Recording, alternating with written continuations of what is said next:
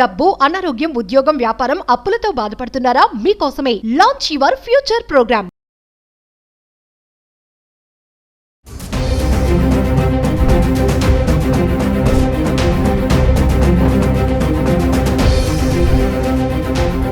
నమస్తే, welcome back to Suman TV. Present మనతో పాటున్నారు consumers affairs committee chairman Mandari Krishna Reddy గారు. నమస్తే సార్. నమస్తే అమ్మా.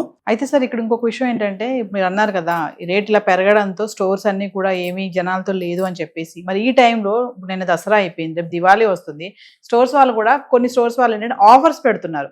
లైక్ ఇప్పుడు మేకింగ్ ఛార్జెస్లో కానీ ఆఫర్ ఇవ్వడం, డిస్కౌంట్ ఇవ్వడము.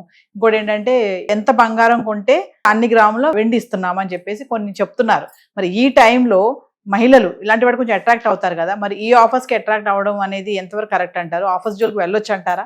వెళ్ళి బంగారం కొనుక్కోవచ్చు అంటారా? ఒక సామెత ఉంది, నీ ఆటే వద్దంటే చీర మార్చుకొస్తాను అన్నట్టు. నీ ఆటే వద్దు, నేను చూడలేకపోతున్నా అంటే, కాదు నేను వేరే చీర మార్చుకొని వస్తానంటే ఏమిటి దాని అర్థం? దాని మీద ఆసక్తి ఉంటే కదా. కొనగలిగే సామర్థ్యత లేనటువంటి వాళ్ళకి నువ్వు ఎన్ని ఆఫర్స్ ఇచ్చినా ఏం కొనగలుగుతారు? ఏం ఆఫర్స్ ఇచ్చినా ఎంత ఉంటుంది? అది 0.01%, 0.1% ఉంటుంది తప్ప అంతకన్నా ఎక్కువ ఆఫర్స్ యొక్క వాల్యూ ఉండదు. కొనగలిగే సమర్థతలో ఉన్న వాళ్ళు ఏదైనా సరే కొనుక్కోవాల్సిందే పడతారు. అలాంటి వాళ్ళు కొద్దిమంది ఉన్నారు. ఆ కొద్దిమంది ఖచ్చితంగా వస్తున్నారు, కొనుక్కుంటున్నారు. మధ్యతరగతి వాళ్ళు మాత్రం కొనడానికి సిద్ధపడలేదు. వాళ్ళ చేతులు లేని పరిస్థితి ఇది. వాళ్ళు అదిగాక రియల్ ఎస్టేట్ మీద కొంత పెట్టుబడి పెట్టున్నారు. వాళ్ళు ఆ రియల్ ఎస్టేట్ కూడా ఇప్పుడు ఏమైందంటే మందగించింది.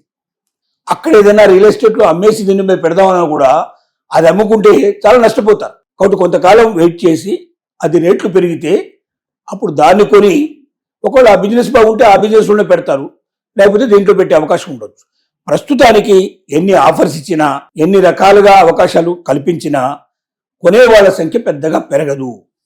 ఆ ఉన్న వాళ్ళలోనే ఒక షాపు, 2 షాపులు, 4 షాపులు కూడా తిరిగి ఇంకా కొంత ఎక్కువ కొనుక్కోవచ్చు తప్ప కొత్త వాళ్ళు మాత్రం వచ్చే పరిస్థితి లేదు. అంటే మన దాంట్లో లగ్జరీస్ ఐటమ్స్ను బేర్ చేయగలిగేటువంటి ఒక 5%, 10% వాళ్ళు మాత్రమే, 100కి 5-10% మాత్రమే అవకాశం ఉంటుంది తప్ప వేరే వాళ్ళు మాత్రం ఈ రకంగా పర్చేజ్ చేసుకునే అవకాశం లేదు. వాళ్ళకు ఎన్ని అవకాశాలు కల్పించినా వాళ్ళు కొనలేరు. ఆ స్థాయి దాటిపోయింది. ఇక నుంచి అది అందని ద్రాక్షగా భావించే పరిస్థితి ఏర్పడుతుంది. మధ్యతరగతి వాళ్ళు, సామాన్యులు బంగారాన్ని పూర్తిగా అవాయిడ్ చేసిన ఆశ్చర్యపడాల్సిన అవసరం లేదు. దానికి ఆల్టర్నేటివ్గా మనం అనుకున్నటువంటి 9 గ్రామ్ గోల్డ్, లేకపోతే 1 గ్రామ్ గోల్డ్, 5 గ్రామ్ గోల్డ్ కొత్తగా రావడానికి అవకాశం ఉంటుంది. ఇట్లాంటి వాటి కోసం ఎక్కువ ప్రయత్నం చేయొచ్చు. అప్పుడు దాన్నే 22 క్యారెట్స్ బంగారంగా భావించి అది కొనుక్కోవడానికి మాత్రం కొంత ప్రయత్నాలు జరుగుతాయి. దాని వైపున ఖచ్చితంగా అవకాశాలు ఏర్పడతాయని మాత్రం మనం చెప్పక తప్పదు. సో ఫైనల్ ఒక క్వశ్చన్ చెప్పండి సార్. మీరు అన్నట్టుగానే మధ్యతరగతి వాళ్ళ గురించి మాట్లాడుకుంటే ఇంకా పెరిగిపోతుంది, మనం కొనలేమేమో అనుకున్న వాళ్ళు అప్పులు చేసో వాళ్ళ రిలేటివ్స్ను వాళ్ళని వీళ్ళని అడిగి ఉన్న బంగారాన్ని ఏదైనా మార్చేసి పాత బంగారాన్ని అలా కొనే వాళ్ళకి మీరు ఇచ్చే సలహా ఏమైనా ఉందా? కొనుక్కోవద్దని నేను సలహా ఇస్తున్నా. ఎందుకు కొనుక్కోవద్దని చెప్తున్నానంటే, మీరు ఇంత హై రేట్లో మీరు కొనడానికి మీరు ప్రయత్నం చేస్తున్నారు. రేపు పొద్దున ఒకవేళ సడన్గా దిగిపోతే పరిస్థితి ఏమిటి? రెండోది, అప్పులు చేశారు, దాని వడ్డీ ఎంత అవుతుంది? ఈ పెరిగిన రేటుతో సమానంగా వడ్డీ లేకుండా ఈ రేటు కన్నా మించి వడ్డీ వాళ్ళు మింగేస్తే అప్పుడు ఏమవుతుంది? అప్పుడు తెచ్చినట్టు అమ్మాల్సిందే కదా, అమ్మి అప్పులు కట్టాల్సిందే కదా. నీకేమొస్తుంది దానివల్ల? అప్పు చేసి పప్పు కూడు తినేదానికన్నా ఉన్నదేదో ఉన్నదానిగా తినేసి జీవితాన్ని సంతృప్తిగా గడపడానికి మంచిది తప్ప దానివల్ల ఎప్పుడు కూడా మనం ఊబిలోకి కొనుక్కుపోయే అవకాశాలు ఉంటాయి.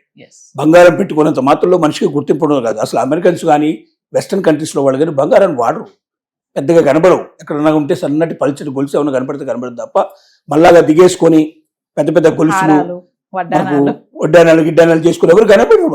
మరి వాళ్ళకి వాల్యూ లేదా? వెస్టర్న్ కంట్రీస్లో ఉండే వాళ్ళకి వాల్యూ లేదా? వాళ్ళు చాలా ఆనందంగా బతకడం లేదా? సంతోషంగా జీవించడం లేదా వాళ్ళు? కాబట్టి బంగారమే ఆనందాన్ని తీసుకొస్తుందని, బంగారమే సంతోషం తెస్తున్నటువంటి ఆ భ్రమల నుంచి బయటకు వచ్చి మనిషి మనసు బంగారం కావాలి, వాళ్ళ జీవితాల లోపల ఒక మంచి స్థాయికి చేరుకునే ప్రయత్నం చేయాలి తప్ప బంగారం అనేది మాత్రం ఇప్పటిదాకా దొరుకుతున్నటువంటి ఒక అరుదైనటువంటి ఒక ధాతువు. అలాంటి దాన్ని మనం ప్రయత్నం చేసాం. ఇది ఇప్పుడు మనకు అందుబాటులో లేదు కాబట్టి దాన్ని వదిలేస్తాం అంతే. Thank you sir.